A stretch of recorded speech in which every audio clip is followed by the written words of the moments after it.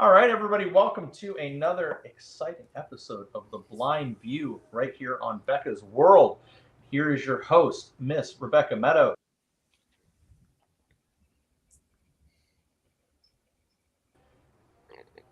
Back, you're muted. I don't hear our host. Can you Say hear it, me the now? Brandon. Yeah. Now I we can hear do. you now. Okay, so let me try this again. Hello, ladies and gentlemen. Thank you for joining me here on Becca's World for this exciting episode of The Blind View. How is everybody today? I'm well. Guys? How are you? Yeah. Doing great.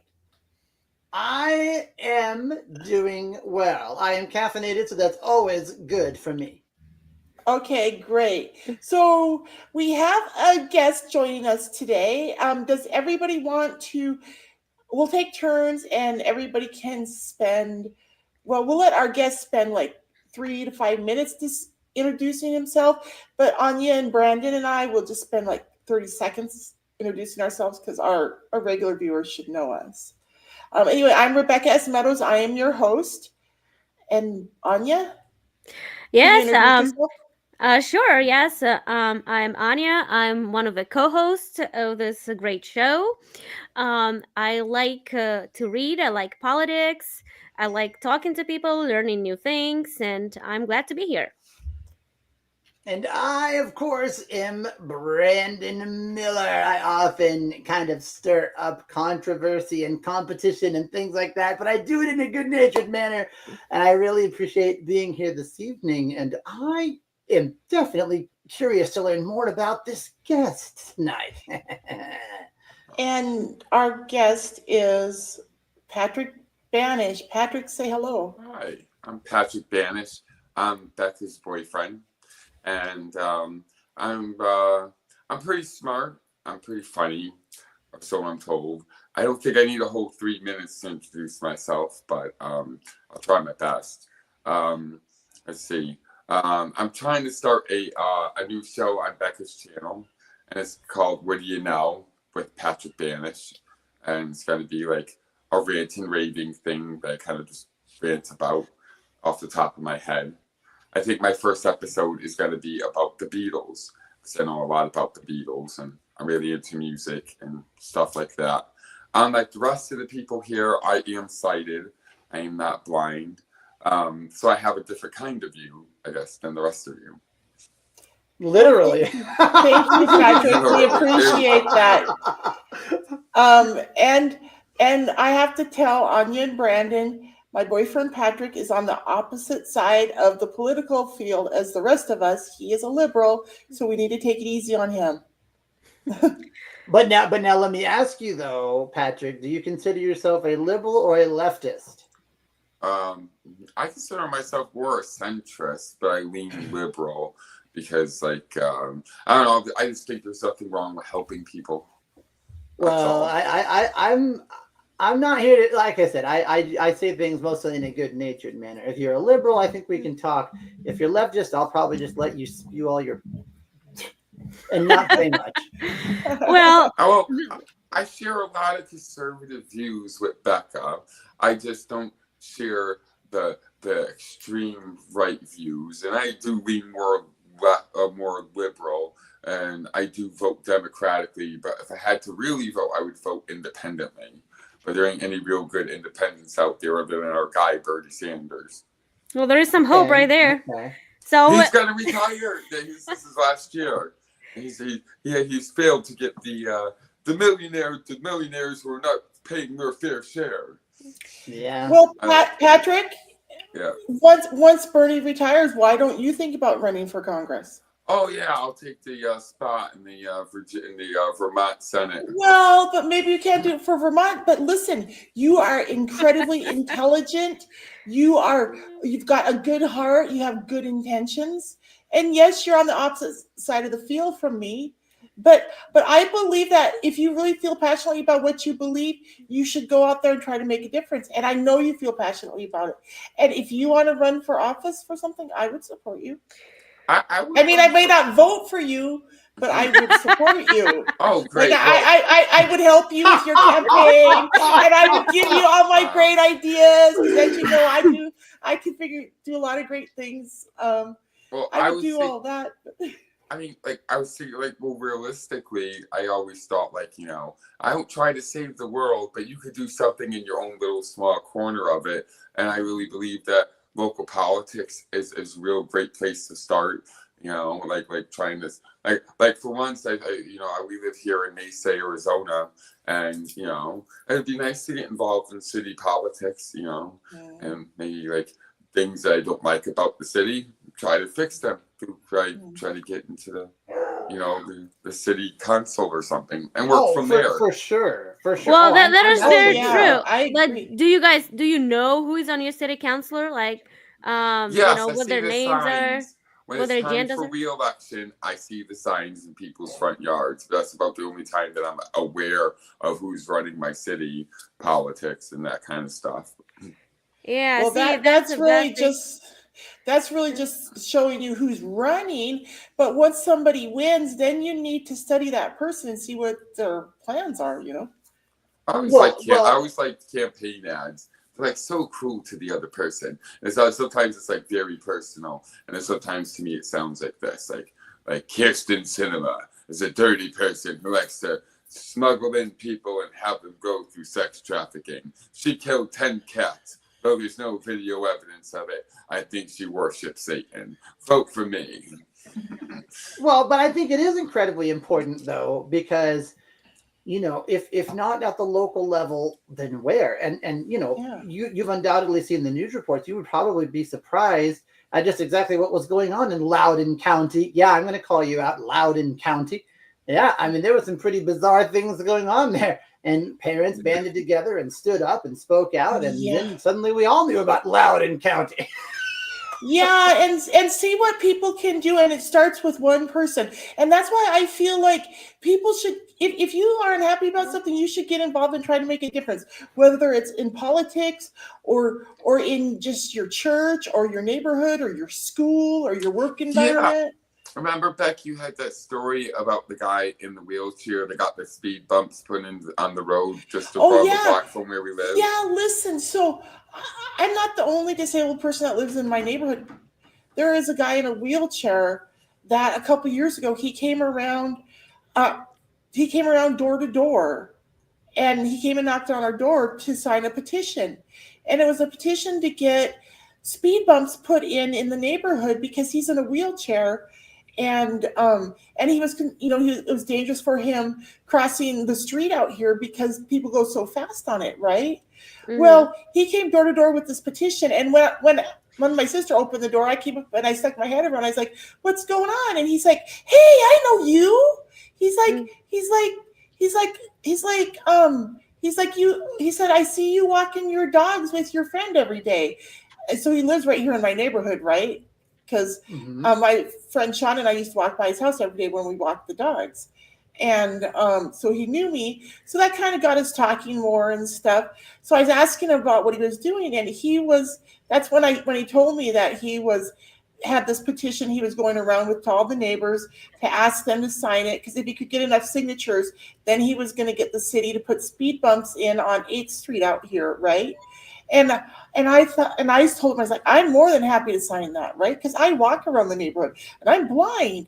And so I'm concerned about people speeding through the neighborhood. And I totally understood with him being in a wheelchair why he was, wanting the speed bumps. And he obviously got enough signatures, because there are speed bumps all up and down 8th Street now in our neighborhood. Yeah. Well, really, that one is pretty easy to accomplish. I mean, Yeah. it's as uncontroversial as it gets. I mean, who does not want to put speed bumps so that the person in the wheelchair is not in danger? Well, and there's so many elderly people and disabled people in this area. He did a favor for all of us by getting those speed bumps put in there. That's why I say it's so uncontroversial. Well, I'd like to say, when I was a kid, I used to play in the street, and there were no speed bumps. You had cars coming down 90 miles an hour. It was survival of the fittest back then. Yep. You're right. I hear that. There were no speed bumps. Yeah, and back then there weren't seat belts in most cars. You took it. I thought you said it, Becca. Yeah, there weren't even wheelchairs. You just dragged yourself across these the floor. kids today are so fragile. They break so easy. Back when we were growing up, kids bounced. Kids were made of rubber. You survived everything. We drank At from least water most people did. hoses, and Yeah. we Yeah. jumped on trampolines with no nets. Oh yeah, oh yeah. for sure. Maybe that's what happened. We weren't so safe, and then we drank the Yeah. water, and then we Yeah. and then our kids came out And this now way. look, our kids are scared to do anything outside. That's why they're all in the house stuck to their computers, because they're scared to go outside because we put up too much stuff to keep them safe, I guess. Yeah. Yeah, I that is guess very so. true. So I have a question for Patrick. Since you are here as a part of, being up on the opposite side from us, so to speak, as Becca introduced you, although I do think that it's not as radical because Thank people can always goodness, find right? some common grounds. So what is your biggest concern right now, like in national politics? Like what is the most frustrating to you? I would have to say the whole Doge thing going into government offices and government how is it called? Government agencies, before, and trying to find and then laying off people or firing people, all the new people that came in and stuff like that. Especially in especially some of the industries that they did fire a lot of the new people. Well, that's like the lifeblood of it. Especially since when COVID hit, there were so many people that retired early during that time, if you remember, and a lot of those people were senior people, and so now they need to fill a lot of those people, and a lot of the people who are already working there got promoted. So you need fresh blood. So you can't just say like we're just gonna try to cut government spending by firing people that we just hired when you got government subsidies and the multi-million dollars. And to quote my man Bernie Sanders, where major multi-billion-dollar corporations are getting multi-million-dollar subsidies, and yet you're trying to steal a few million dollars from people when you got tens of thousands of millions of dollars going to things of rich millionaire corporations, like the pharmacy tax. Those guys are getting government subsidies to create new medicines. Do you think they give us a cut for that? No, they don't. They're still charging us up the butt. Biden went in and he got 10 drugs cut down, right? And we thought that was a win. How the fuck is that a win? That was 10 drugs. We're freaking bankrolling them to make new medicine. So how the fuck are we going to be happy that they only give us 10 drugs for cheap? That's ridiculous. We should have gotten all of them because we paid for them. And then you're going to send in Elon Musk to be like, well, this guy who just started his job, well, he's a waste of money. That's bullshit. You invest in people. That's not a waste of money. What's a waste of money is when we shoot a rocket up into the sky that blows up, that was subsidized by our government taxpayer monies. That's a waste of money to me. Now, one could argue that you got information from said rocket after it blew up, but la-di-da, people are starving. We don't need rockets, right? Wait, hold on. So there's a lot you have said, but I want to ask about the agency. So you said, you didn't like the Doge went to the agencies. So Joey, what? Okay, go ahead. Well, this was one of the agencies was Social Security. Anybody try to go down to Social Security recently? You got to make an appointment. Before, if you just wanted a Social Security card, you just went down there and you just waited in line. Now you got to make an appointment. So let me ask you a question. So what is your higher priority, to go to Social Security and not to wait for extra 20 minutes, or having having Hey, give her a minute. Or talk. Seeing the fraud being exposed, the Social Security money that most of us contributing to are being wasted. It's being wasted, and the Doge discovered so much fraud in Social Security. So many people who could not possibly be alive at this point were receiving that money.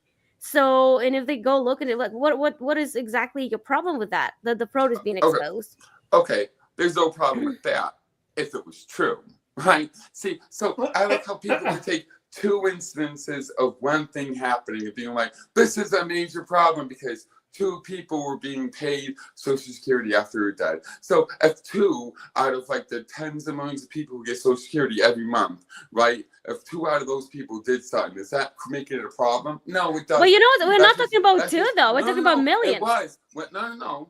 there were people that looked into that claim, because I know what you're talking about, the claim about dead people getting Social Security money, right? The only people that was proven factual were 2 people in the last 10 years. But it's a good thing we got people looking in a little closer than that, because there are literally hundreds of thousands of them, to the tune of about $64 million. Where's your source on that? Is it Newsmax? Is it Fox News? Well, it ain't MSNBC. Oh, I don't. Who's that talking? But here's the thing: the way you. Oh, sorry. My apologies. It's the reason why I don't like talking to far right people. Honey, let him introduce himself to you, because you said, "Who is that?" No, they'll spew out something. Baby, you need to let him introduce himself. You'll say, no, I'm containing myself. I'm just trying to get past the bullshit here. So people would sit here and say, this is fact, because I heard it on a propaganda network like Newsmax. Hey, Patrick. Or Fox Patrick, News. my name's Robert. I'm Anya's producer. Honey, he's trying to introduce himself to you. Would you shut up and let him talk to you for a minute? No, I still want to hear a bunch of people tell me this is fact and what you're saying is a lie, and because I heard it on Newsmax. Okay, so You didn't can say I that. There were only 2 people getting Social Security in the entire country that didn't need it. Oh, I lost him. Sorry, Patrick. Oh, did we lose it? Yeah. Jeez, I didn't mean to make him mad. Well, he's not mad. He's just intolerant. He Well, can't. I guess he can't. Well, apologies. I really didn't. I didn't. No, Robert, No, Robert, I don't don't feel think bad at he- all. Like, I tried to get him to calm down and have an actual conversation with you, because he was talking over the top of you and wouldn't let you talk, and that's really rude of him. And I thought he would have a conversation and talk things through instead of doing what he did. Well, Yeah, because I don't mind the lively, vigorous debate. I mean, I'm okay with Yeah. it. well, yeah. If you that's what come I to the thought show, would that's what we do here. happen. Yeah, you're right. That's what we- And honestly, I would like to hear, because I was going to ask him questions too. And so Well, he's still in the house. He hasn't gone out of the house. Maybe he'll come back on. We can all talk. Maybe he'll come back on. What do you guys want to talk about? Like, do you guys have? Well, as far as Social Security, we're all on the same page on this one, so we can. Yeah. So let's talk. So let's talk about Social Security. Well, I mean, we already know there's like millions of dollars weren't covered. Yeah. Fraud. You know. So, well, and long before Trump got into office and Doge was opened, we knew there was a lot of fraud in our government and in our Social Security, didn't we?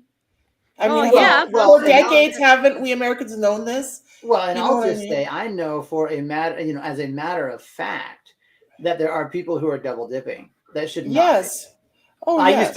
used to work with some of them, and my wife helped them do their taxes. This is how I know this. Mm-hmm. Okay, I know it for a fact, and so if stuff comes back on them, it's like, yeah, but it's not. You knew what you were. Can I just want to. I mean, I normally wouldn't jump in, but just and Robert can pull this up if he wants to. So the interesting thing is PBS put out an article about fact checking this, and it's interesting how they play loose with the language because there is fraud. Okay, the Inspector General has found fraud, has found billions of dollars of fraud. These probes, so that is factually true. Where the problem lies is semantics. Is how things are being framed, of whether it's abuse or the way they're claiming it. They're arguing words, right? Yeah. But this is on pbs.org, and I will read this to you. Mm-hmm. They're saying fraud is not the same as waste or abuse. So they're basically debating waste and abuse versus actual fraud. But they're incriminating themselves because they're talking about high legal standards, and yet they acknowledge that the Council of the Inspectors General, okay, this annual report that comes out every year that cites fraud. So Inspector General in recent years have found fraudulent activity, for instance, in the COVID-19 relief program, including $5.4 billion in pandemic relief loans obtained via fabricated Social Security numbers. So to basically disprove what Patrick is claiming. Oh, it's only 2 people. No, this is on PBS.org. $5.4 billion is a lot of money, and it's based, and according to this, via fabricated Social Security numbers. But he may argue again semantically, right? But that's affecting the pandemic relief program, Well, not directly. So he Social can argue Security. the semantics of language all he wants, but this was on PBS. I mean, we've all known our whole lives that there is fraud in everything. There is fraud in business. There is fraud in the government. There is fraud at the damn grocery store. Yeah. Well, and apparently there's international participants now. Elon Musk has said there's international fraud rings. I didn't know that. I'm going to take a quick commercial break here, if that's okay. Okay, ladies and gentlemen, stay with us. We'll be right back. Sorry. Hi, guys. Becca Meadows here with my boyfriend, Pat Spanish, with a very important message for you. Hi, we would like for you to check out the Humane Society and adopt a pet. Their website can be found at the bottom of the screen, and you can see them at humaneworld.org, or check your local listings for your own Humane Society near you. Yes. Thank you for your time today. Peace out. Peace. Hi, it's me, Rebecca S. Meadows, the author, with my new book, Living on Borrowed Time, The Ravings of an Angry Survivor of Traumatic Brain Injury and Guardianship Abuse. It's available on Kindle Digital Download, Amazon Print on Demand, and on Audible. Please go check it out. And now, back to the show. Asking him what his issue is with Joe and trying to have a conversation. Hello, is anybody there? All right, howdy. guys. Ladies Okay, and how gentlemen. are you guys? Oh, we're doing good, doing good. Okay. Okay, Just- so With that Social Security, you know, is that Gino? Yeah. I he's think still alive. Gino's on the phone with somebody in the background. I just, Yeah, think he just doesn't realize. I don't know. So what? Next subject though. Now that we're back from commercial break. Well, I want to ask you, ladies here, Uh-huh. are either one of you interested in the baby bonus? What is the baby bonus? What do you mean? Oh, you The word haven't- baby scares me already, but I'm. I know, me too. What Well, is the well, baby well, bonus, Brandon? Listen, it's being kicked around. Nothing definitively certain yet, but you could get $5,000 if it goes anywhere, because Elon. $5,000 for what and how? For being a parent again, for having a baby. Are you crazy? I ain't having a Why baby are for they encouraging people to have babies, Brandon? What is this all about? Oh Is yeah, I this love America? It doesn't sound like an American thing. I love your response. My wife and I feel the exact same way as you, Anya, by the way. But What did Anya say? I said I ain't having no babies for $5,000. I'm not either. I got my tubes tied. I'm not having any more kids. well, if you had 2, that would be $10,000. I mean, it. No, I already have 2 kids, and believe me, they've cost me $10,000. Yeah, they cost way too much, way more than $10,000. So Well, no, but really though, it is a. I mean, he said that it is. Elon Musk said that it is a serious, but not as well known concern of his that the birth rate in the U.S. is, considerably down, and that if this continues, it's going to have very, very deleterious effects on the population of the country. Look at Japan. Well, now if we have all these people coming over the border, it won't. But we don't. We have to turn them into actual citizens instead of illegals. We got to get these people to stop coming in illegally and get them signed up, above board. So we actually have people, you know what I mean? People to come in our country and be productive members of our country and help build America. Well, okay, but I'm not really in favor of the replacement migration strategy at all. Oh, I know, but if we don't believe in America those of us who've been born and raised here, if we don't believe in America anymore enough to reproduce, then somebody's going to come in here and live here. When I first got married back in 2001, I really thought about, do I want to have kids, right? Because of how scary the world was back then, right? I got married in June of 2001, like 6 months before September 11th, right? Okay. 6 months before September 11th, I got married. And then I was pregnant with my first son when September 11th happened. And I remember thinking, oh my God, is this the world I'm bringing my children into? You know what I mean? And then Yeah. I had my first son. I gave birth to him. And then 4 years later, or 5 years later, I had my second son, right? Uh-huh. But it doesn't surprise me that my children's generation and our children's generation, that they're reconsidering not even having kids, because like 20, almost 30 years ago, when I was first getting married and stuff and starting to have a family, I was really reconsidering back then, and the world's always getting, I mean, by process, I mean, just because of the way stuff goes, every single day the world's becoming more evil, further away from God and closer to, the end times. And do you know what I mean? Well, but I think it is a very nice idea for people who do want kids. I mean, I will say it would have been nice to have that. I mean, I never got $5,000. So again, it's not signed into law yet or anything, but I think for people who do want children, it would certainly be helpful. I mean, you can buy a lot of diapers and baby food for $5,000. What are they talking about? Gifting people $5,000 for each child they have, or giving them a $5,000 tax break for each child they have? What are they talking about exactly? Right. Yeah. No, I don't know how it would actually be administered or implemented. It sounded like it would be, like a direct payment, like because it called it a baby bonus, right? So well, you're usually paid that directly. That would jump on that. In fact, I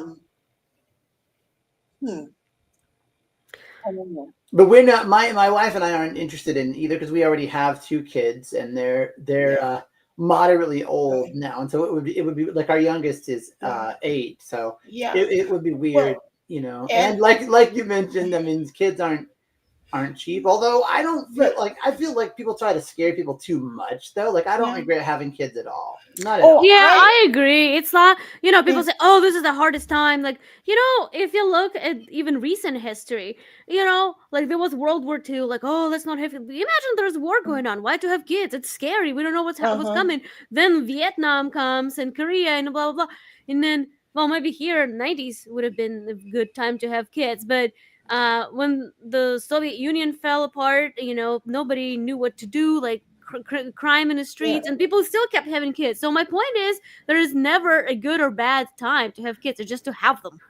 Right. That's eventually what my wife and I, prayerfully and carefully decided, because the reason there is the age gap between our kids is because we both, tried to kind of be like, well, maybe if we can hit these metrics, hit these goals, hit these milestones, but it never happened. So it's like, well, I mean, we don't want to wait our whole lives for something that may or may not happen.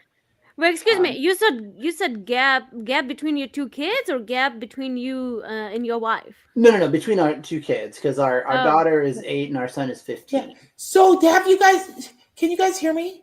Yes. So after I had my second son, I went and got my tubes tied, right?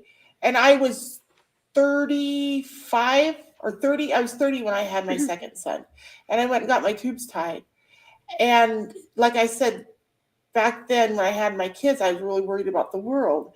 And I eventually left my husband and whatever, right? Well, now I met the man of my dreams, who's never been married, who's never had children. And but I can't give him children, right? So what we're talking about is fostering or adopting, because there are a lot of great kids out there who need good homes, Well, and I don't even know if that's included. I don't know. I'm not sure. And like, I mean, the thing is, we might adopt a baby because Pat's never had kids, and I love babies. Like when my boys were babies, like that was the best time when they were babies, like getting them up with them at night, changing their diapers and feeding them and all of that, right? Like I loved the baby years, and Pat's never gotten to experience the baby years. So if we do adopt, does he want to have kids at all? I think he does want to have kids. Yeah, and we've talked about it a little bit. We really love each other, you know. Um, Patrick and I, we really click, and I don't know. It's hard to describe, guys. Like when I left my husband back in 2016 after like 15 years of marriage, I really, really hated marriage. I never wanted to get married again. And and so I never planned on getting married again. And when I would date a guy, I would never plan on it ending in marriage. And I had so many guys propose to me and want to marry me, and I just wouldn't do it, right?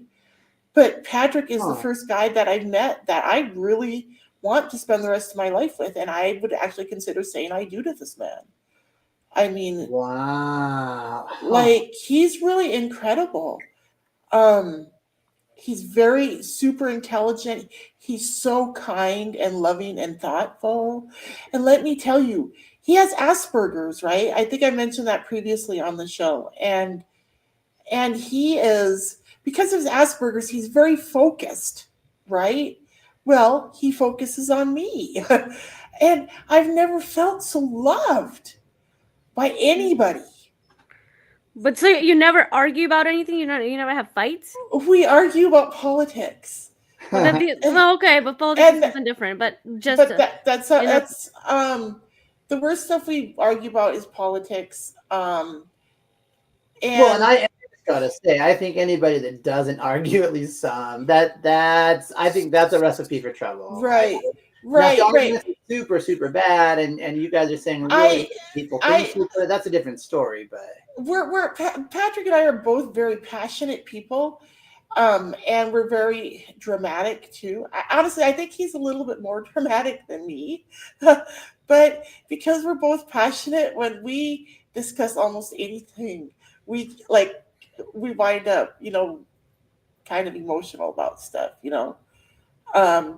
like discussing politics or discussing family or discussing anything. We're both just very passionate people, and we're both very intelligent people, especially Patrick, and he has such an awesome memory. He can remember so much, and it really amazes me and amuses me, listening to him speak, listening to him sing, listening to him quote stuff he's seen on TV or stuff he's read.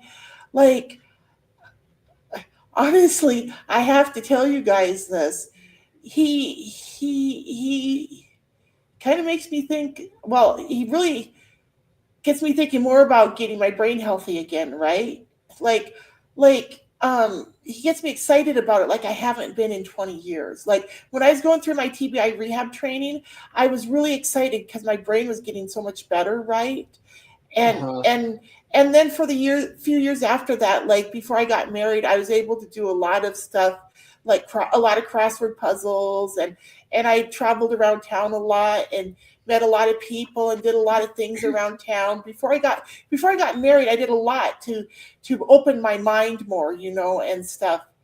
And I just really feel like my relationship with Patrick's done that. It's opened up my mind, and because we have so many different viewpoints and we have so many different life experiences. For example, I'm the oldest of 4 girls, right? I was raised in a rural farming community in north central Montana. And even though my parents got divorced when I was a baby, I was raised by my parents. And I mean, except for a year and a half I spent at the deaf and blind school, I was raised by my parents the whole time. And you know what I mean? And I had a pretty normal life. But Patrick didn't have all of that. He had a different sort of growing up. Like we mentioned on the show before, Patrick is an identical twin. So that was really cool. And I've always wanted an identical twin sister. And so when I met Patrick and I found out he had an identical twin, it's just been kind of fun getting to know him and talking to him about what it's been like having an identical twin brother throughout his life. And I met his brother, who is not identically like Patrick, because Patrick's such a dreamboat, such a great guy, and his brother's actually an asshole. But well, what makes him an asshole? But listen, their voices sound so much alike. You know how as blind people we identify people by their voice, and they look so much like, but they also sound so much alike. But I can always tell them apart because of the way they express themselves. Because even though his brother Ryan is fairly smart too, he's not as eloquent a speaker as Patrick is. Well, what makes And him an asshole, though? oh, he's a liberal like Patrick, but he's a mean liberal. Like he threw me out of his house. He Oh, threw me wow. out of his house a few weeks ago in the middle of a rainstorm Oh, wow. because of a misunderstanding. And it didn't even have anything to do with politics, but it was stupid, you know?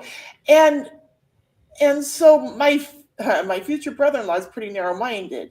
Now, when I was married to my ex-husband, well, let me tell you. Well, you guys are both married, right?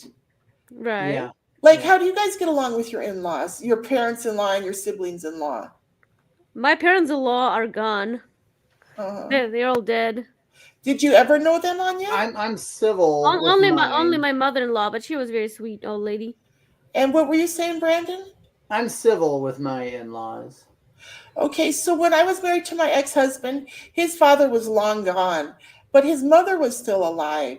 And she was pretty crotchety. And in the beginning, I was just a friend that they met at church, right? But as soon as Randy and I fell in love, she started like trying to push me out. But, you know, I was married to Randy for 16 years, right? And during that time, even though his mom was incredibly mean to me in the beginning, and she actually protested our marriage for a long time, she refused to come to our wedding when he asked me to marry him, right? Eventually, over time, Pat and I got to be really super close, right? And she was always crotchety and hard to get along with.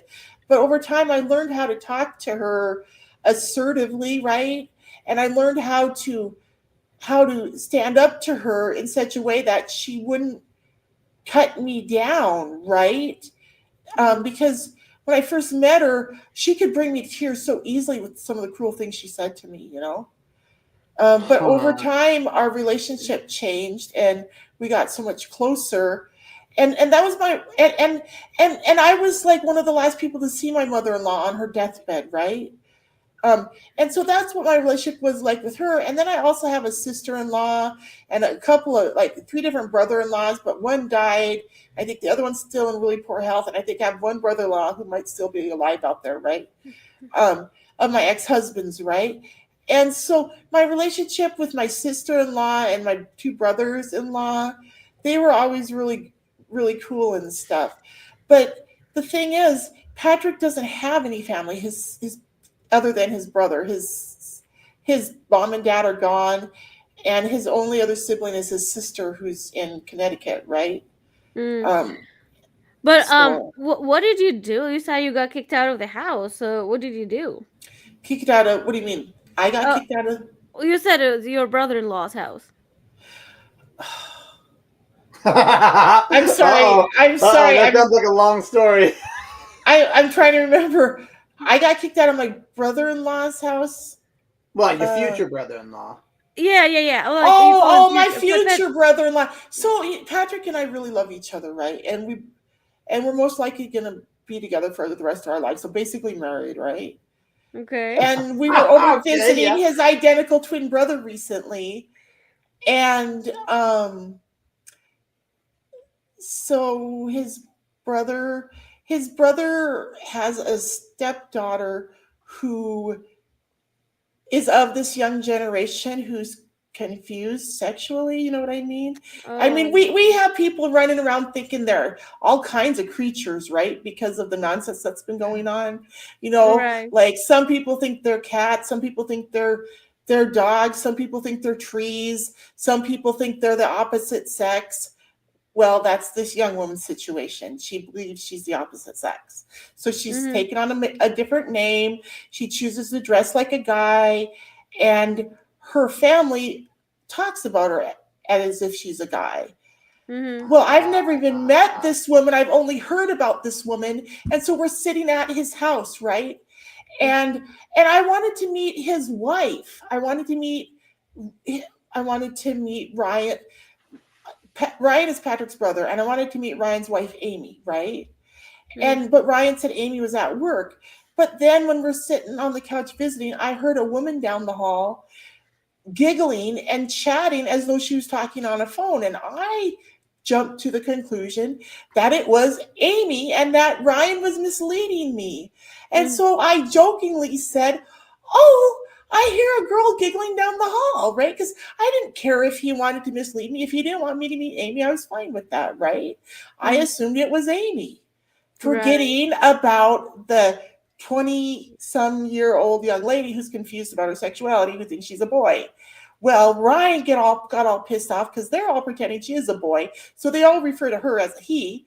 And I said, "Oh, I hear a girl's voice." When I should have said, you know? I hear a boy's voice, because everybody's supposed to pretend she's a he. So he got all mad because he thought I was making fun of his stepdaughter's sexuality, right? And threw us out in a rainstorm.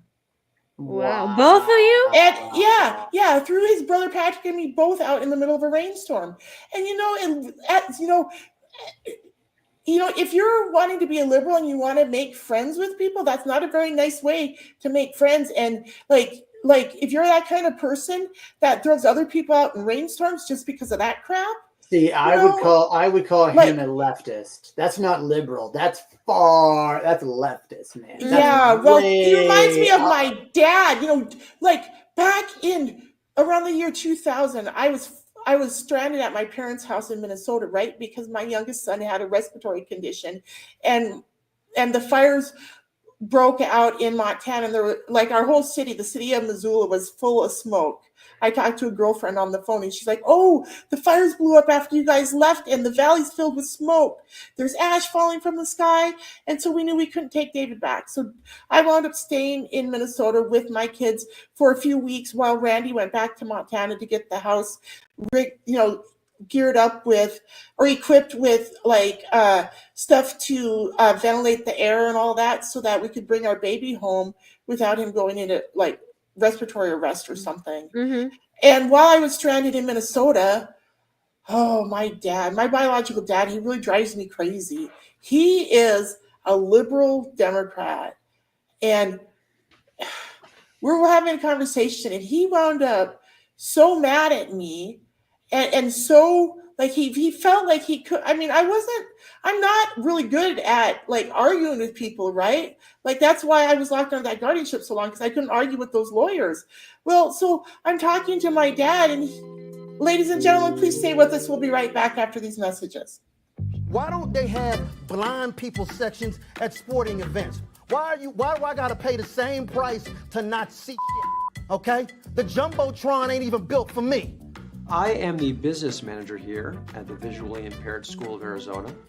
I see you brought the film crew. Make sure you get my good stuff. All right, settle down and get focused on your tasks. I teach the art of cuisine, child. You wanna know the problem? The biggest problem in the blind community is you sighted people. Just take a look over here. Yeah, I don't know where that is, man. Okay, you all need to turn off those cameras and just leave the building. Wait, Joe, hold on. Oh, on your right. You're on the right. How would you know that the men you're dating are black?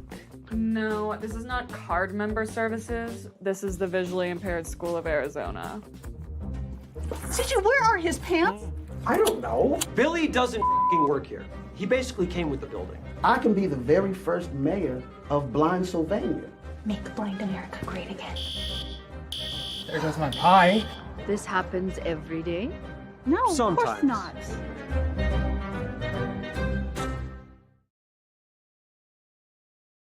Hey, ladies and gentlemen, are we back? Yes, we are.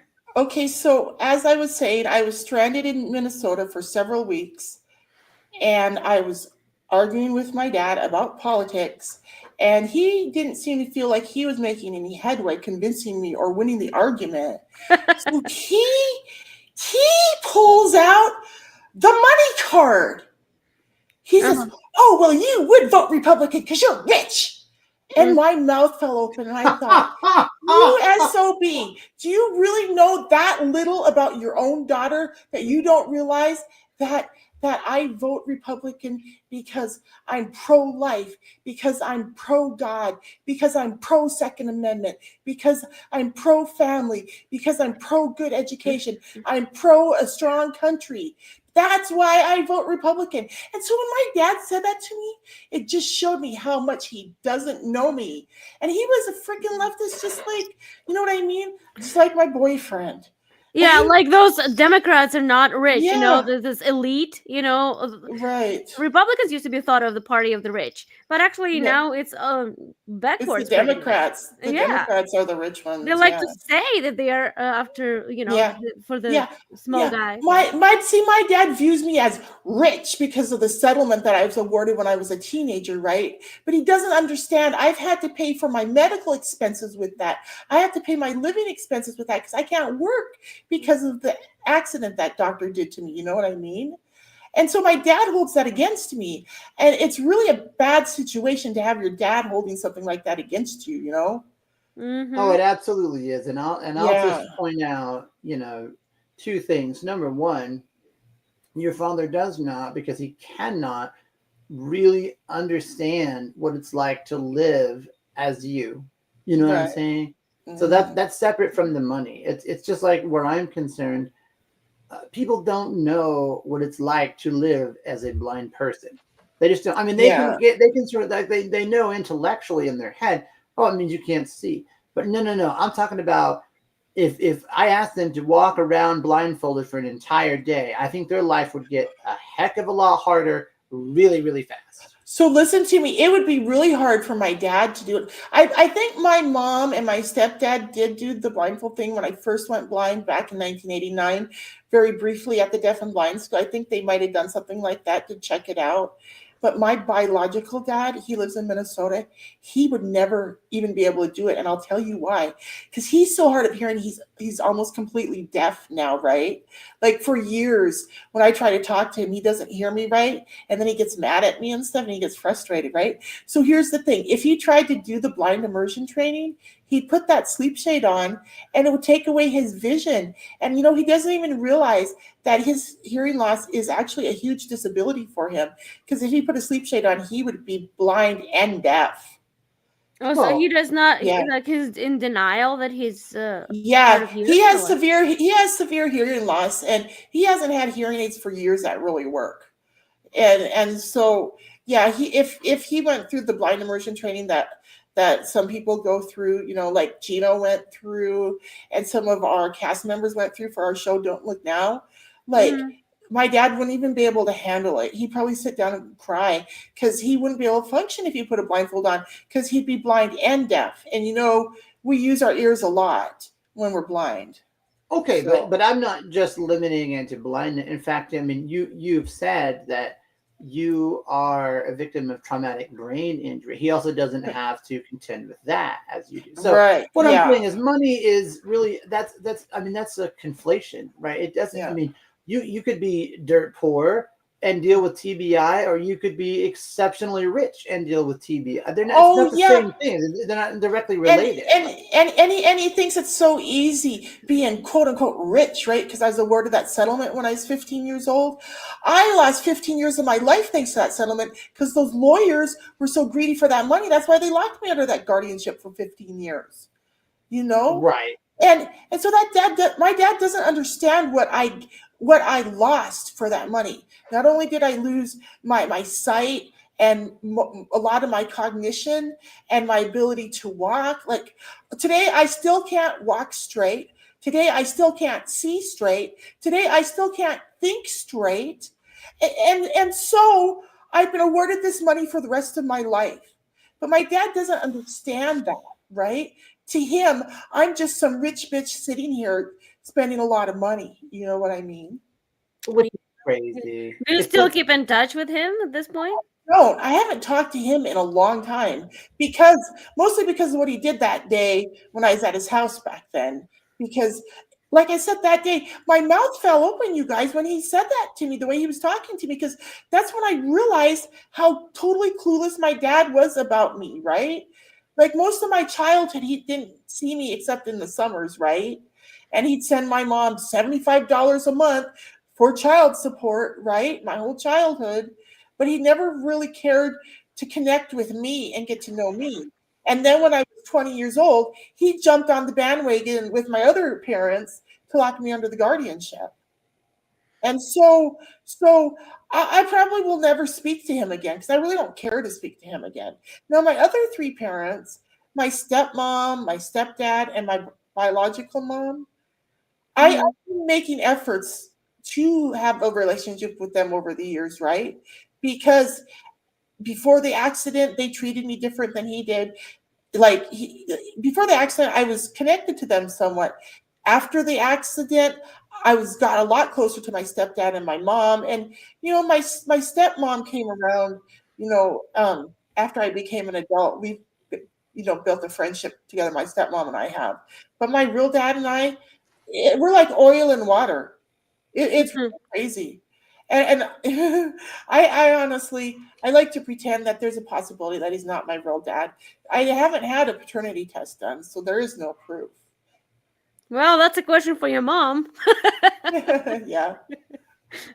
Well, and I mean, I just think, like, for me, it's actually pretty easy to not talk about politics, and it seems to be kind of hard for some people to not talk about politics. But it's like, like we were saying earlier, why not just talk about local events? Why not talk about family, happenings and stuff?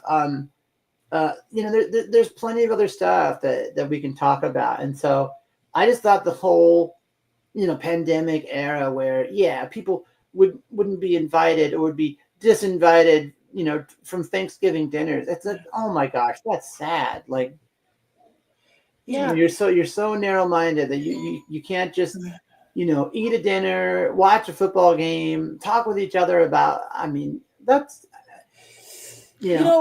speaking of current events, I have a current event going on in my life. I mean, this is something I really don't do that I'm doing on Friday. I'm going out for drinks with a girlfriend on Friday. Patrick will probably come with us because, well, he's planning on driving and we'll go pick her up. She's actually a blind girlfriend here in Arizona that I've known since I moved here. And so that's going to be a lot of fun. I don't really do that. I haven't been out for drinks with any blind friends other than at NFB events ever, I don't think. So. Oh. So what sparked this event? Well, so I don't know. Jenny and we recently got in touch, and started talking, and she told me that she had moved out of her parents' house and had her own place, and I don't know, like, I thought, well, hey, maybe she wants to go out and do something. So I asked her if she wanted to go do something. And so we made plans to go to September's this Friday. So, and so my boyfriend drives. And so we're going to actually pick her up, I think, or maybe just take her home. But well, I think that's fantastic. Yeah. I mean, and I would just, going back to something, that I brought up earlier, and Anya, I'm sorry, you haven't really brought anything up. I hope you don't feel like I've impinged on you at all. But I started this conversation with Patrick before he freaked out and left, so you can count that as my talk. Well, I would just say, regarding the baby bonus that I talked about earlier, it's very, very preliminary. But what is the baby bonus? I am pretty optimistic, though. Living in Trump's economy and Trump's America now, and the fact that things are happening at Trump's speed, and I really like that, you guys. That things are happening. Oh, at yeah, speed. I like that. I like our country humming along at Trump time. Yeah, I mean, and so, the baby bonus. Maybe that's where I was saying, for people that have babies, they're kicking around the idea of paying them the $5,000. And like, it is a bit of a crazy world. In fact, I do want to say a word to any Catholics that may be watching. I myself am not Catholic, but condolences to you, though, with the recent loss of the Pope. There are some people that say that is going to introduce a lot of upheaval and chaos. I don't know. That gets into eschatology and things. So, I mean, yes, the world is a sort of hectic place. But I think a lot depends on perspective, right? Like, I don't know. I just feel like it's very easy to just focus on the bad, harder to focus on the good for a lot of people. But I can focus on the good though. Yeah, it's a good approach to be focused on the good. But as for Pope Francis, yeah, it's sad, but we like to say, you don't if you don't have anything good to say about the disease, don't say anything. So, Yeah. and I wouldn't say I don't have anything good to say. I don't know much about him, but I was not a fan ever. Yeah. But with his, like, So he got too political and not too spiritual, and he promoted COVID vaccines so badly. Like, he became yeah. practically a, like a Yeah. radio for the Democrat and for the pro for Yeah. profit Well, but party. So guys, huh? Can I tell you guys how I feel about it? Yeah. Go ahead. For a long time, I have trouble grieving people when they die because, like, for one thing, everybody dies, right? And I remember when I was a child thinking, why are people making such a fuss about death when everybody dies? And then I had my accident when I was 12, and death became a reality in my life, right? And now, all these years later, after all of that, like, I don't understand. I mean, I can see saying, oh, the Pope died, to me it's just like any other bit of news, right? Because everybody dies. And I don't feel like we should give special significance to any one person. Like, you know what I mean? Because Does we're that all the pertain same. to your clothes? Like, okay, Pope died. Like, I don't Yeah. I don't feel much grievance either. Grief, Yeah. rather, grief. Yeah. Because, like, I'm not even Catholic. But do you feel the same way when some relative or friend of yours dies? I'm trying to think back to the last time someone close to me died. Um,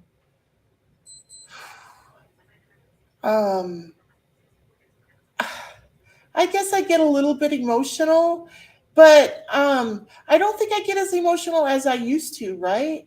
I really feel like with age comes wisdom, and with wisdom comes acceptance of death. Yeah. And not just acceptance of death, but acceptance of eternity. Well, but You I know what mean, I mean? I just pointed it out though because I do know that there are millions of people around the world that are being hit harder than me. And I was just gonna say, I understand your point, Anya. I had thought like much more closely aligned with like what you were saying, but I think maybe I was a little bit myopic because it does seem like when you look at the most recent Pope's papacy as a whole, um, he did attempt to focus a lot on mercy, and I think that's good. Now, I do kind of know what you mean. Like, I'm not really in favor of exactly how inclusive he was, but again, I have to remember, despise the sin, not the sinner. So I'm not Catholic, so I don't know all of the intricacies of everything that he did and said. And I just mention it now because I know there are, millions of people around the world, probably hundreds of thousands here in the States that probably were hit pretty hard on Monday. Now, I'm not sorry at all about, did you guys hear that Klaus Schwab resigned from the World Economic Forum? Hallelujah. The same day. I heard he was going to. Yeah, so- he's out. He's off the board. He's out of the organization. But he is in his So who are late they going 80s. to replace him with? Well, because you always have to worry about who the replacement is, because sometimes he's worse than his predecessor. Yeah, and I think that's going to be the case here. And certainly no better. They say that Noel Yule Harari or whatever, which he's no better. So he thinks that we're all biological programmable machines. So he's. Well, that's why I'm not so excited about Schwab stepping down, because he already set up a good in quotes network. That's true. Yeah. Yeah. That could be bad news too. But But I like the optics of it. He stepped down, because he was 88 years old, and yeah. I think he was being busted. I think a lot of our U.S. aid money was going there too, and then I heard somewhere that they had some $10 million dollar mentioned somewhere for his private use and his family, and basically it was another money laundering scheme where they Yep. were using our money and acting like they were non-profit or something. I've heard that, and I hope he is prosecuted to the fullest extent of the law. Oh, that's wish casting, I'm afraid, but it's good to wish. Well, I'm also hoping for my Doge dividend. I don't know, sometime this year, hopefully. Or next year by tax time for sure. Yeah, I bet every taxpayer is going to get dividend checks. I hope so. Mm-hmm. I mean, I don't like the idea that we have to pay, $80 for a tablet of Tylenol in the hospital. That's ridiculous. Yeah. Well, I don't know if I like this idea because it's gonna be another maybe not to the same extent, but there could be another fraud, like with the pandemic relief money. Do you think so? Yeah. Yeah, unless they clean up some security. We are dealing with human beings here, right, guys? Oh yeah. Yeah, but we got Trump and Musk though. yeah, and like, why would Trump steal from us? He's got more money than God, and so does Musk. So, I think we couldn't have two better people in charge, right? Well, do you guys think? I'm gonna have to go in a few minutes, but do you guys think that Musk will depart? When originally expected, or do you think they'll try to keep him on a little bit longer? Well, see, Musk is not one in charge. That's what people like to say, but it's not true. Especially liberals like to say that. He is not. He's just helping. He has tools. He has, and I heard he was going to step aside. He has so much.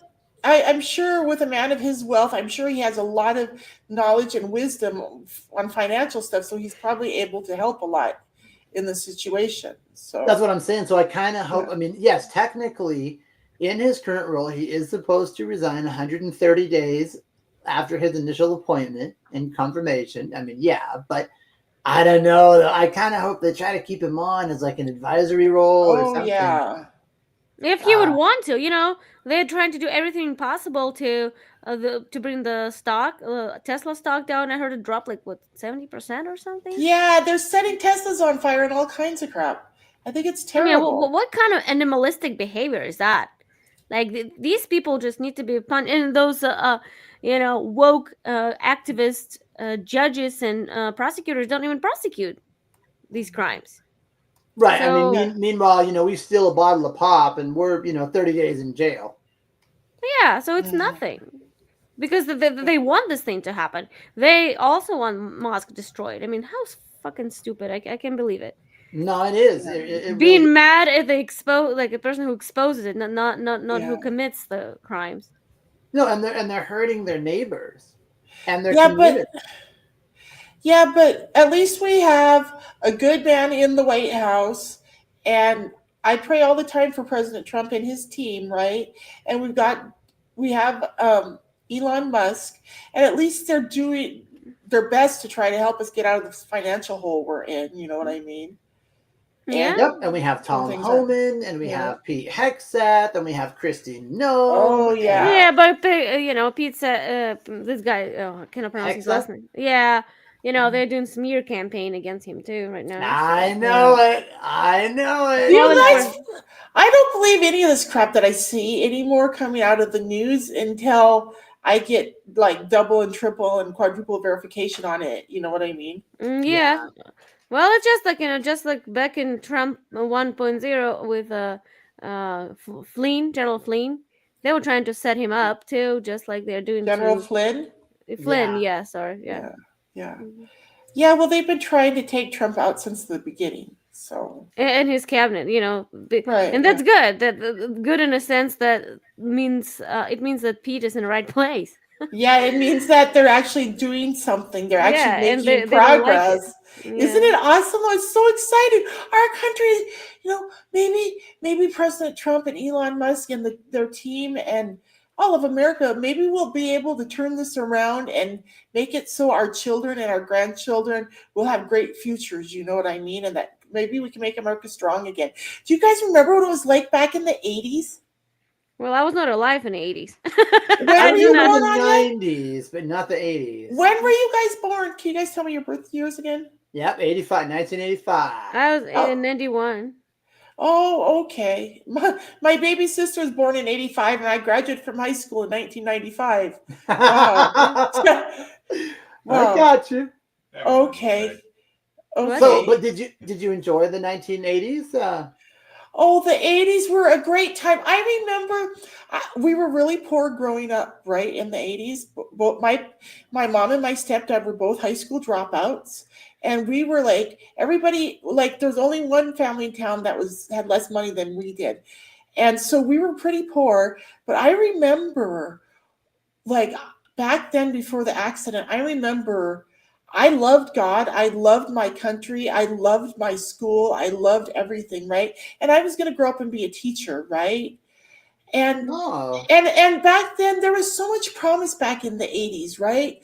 We had the Beach Boys and lots of other great music, and we had our military, and I remember watching like military planes doing like cool like things in the air not I'm trying to think of the right word like where they would train to do these like tricks in the air with their jets, right? Yeah, like aerial maneuvers. Yeah. Yeah. Like I remember seeing all that cool stuff back in the 80s, and I remember the NASA program back in the 80s, right? Like the race. I remember the race for space, right? That when Ronald Reagan was in the White House. And I even remember what Mikhail Gorbachev looked like, right? I remember seeing Mikhail Gorbachev back in the 80s, and I remember he seemed like he was mostly bald, but he had some kind of mole or something on his head. And so I remember what Mikhail Gorbachev looked like when back then, you know. Cool. And I was like in, I think, 4th grade when the Challenger exploded. And I don't, because of the brain injury that happened a few years later, I don't actually remember watching it on the TV, but I do have the knowledge that my class watched it because everybody did, but you know what I mean? And I'm sure I could go back on YouTube and watch the footage now. Yeah.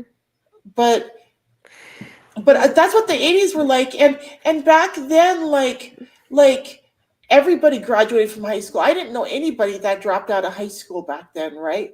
And everybody, because I went to a small Class C school, and it was a rural farming community, and so most people there, their parents had dropped out of school, or their parents had a rough time of it being farmers or whatever, right? So all of the kids in school, nobody dropped out of high school back then. Everybody finished high school and either went on to college or went to work or something, right? Nobody stayed at home with their parents for years after high school.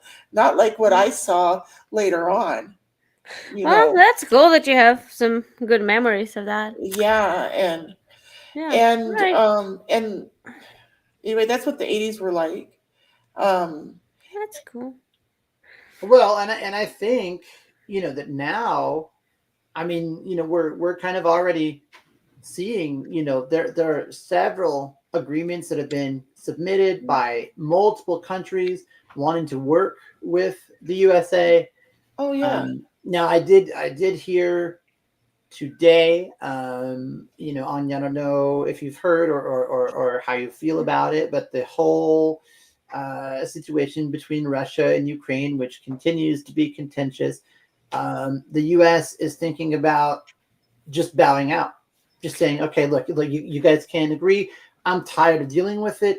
We're out.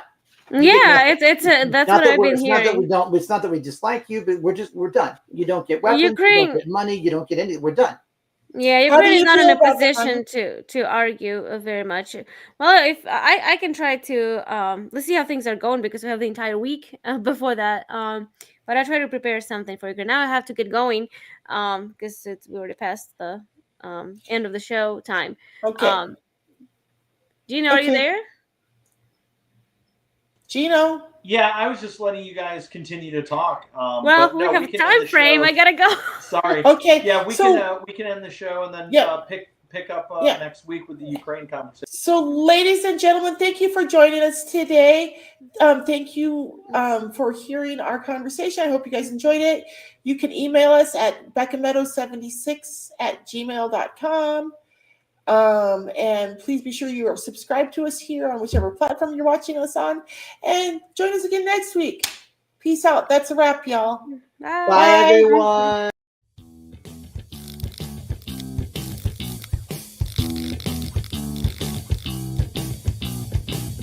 Thank you for watching Becca's World. Please like, share, and subscribe to my channel.